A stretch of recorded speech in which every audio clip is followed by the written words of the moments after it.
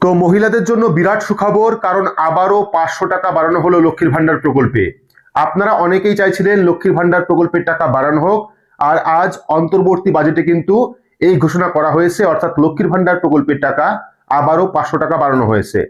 যারা সাধারণ রয়েছেন, যারা আগে 1000 টাকা পেতেন প্রতি মাসে, তারা এবার থেকে 1500 টাকা পাবেন, এবং যারা তপশিলি জাতি তপশিলি উপজাতি রয়েছেন, তারা আগে 1200 টাকা পেতেন লক্ষ্মীর ভান্ডার প্রকল্পের মাধ্যমে, এবার কিন্তু 1700 টাকা পাবেন।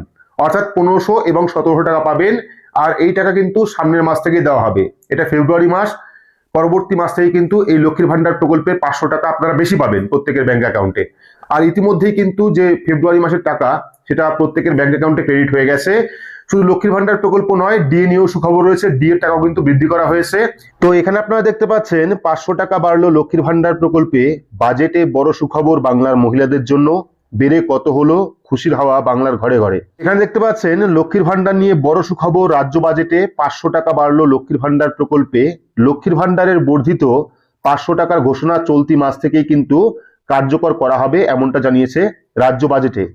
চন্দ্রিমা ভট্টাচার্য অন্তর্বর্তী বাজেট পেশ করে জানান 2,42,00,000 মহিলা সুবিধা পাবেন লক্ষ্মীর ভান্ডার প্রকল্পের। এদিন বাজেট পেশ করলেন মন্ত্রী চন্দ্রিমা ভট্টাচার্য। লক্ষ্মীর ভান্ডার প্রকল্পের টাকা বাড়ানোর পাশাপাশি আশাকর্মীদের 1000 টাকা বাড়িয়েছে। ডিএ বেড়েছে 4%। লক্ষ্মীর ভান্ডার নিয়ে শাসক দলের চূড়ান্ত উল্লাসের মধ্যেই এদিন আসন ছেড়ে উঠে পড়েন বিরোধী দলনেতা শুভেন্দু অধিকারী। অর্থাৎ বুঝতেই পারলেন যে লক্ষ্মীর ভান্ডার প্রকল্পের টাকা কিন্তু 500 টাকা বাড়ানো হয়েছে, পাশাপাশি আশাকর্মীদেরও কিন্তু 1000 টাকা বাড়ানো হয়েছে। প্রসঙ্গত 2021 সালের বিধানসভা নির্বাচনের আগে ভোট কুশলী প্রশান্ত কিশোরের পরামর্শে অন্তর্বর্তী বাজেটে দলের পূর্ণাঙ্গ বাজেট পেশ করেছিলেন মমতা বন্দ্যোপাধ্যায়।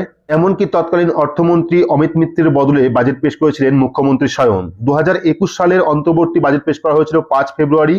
কাকতালীয়ভাবে 2026 সালের বিধানসভা নির্বাচনের আগেই কিন্তু 5 ফেব্রুয়ারি অর্থাৎ আজকেই অন্তর্বর্তী বাজেট পেশ করা হয়েছে। আজকের বাজেটে কিন্তু সব থেকে বেশি নজর ছিল লক্ষ্মীর ভান্ডার প্রকল্প নিয়ে।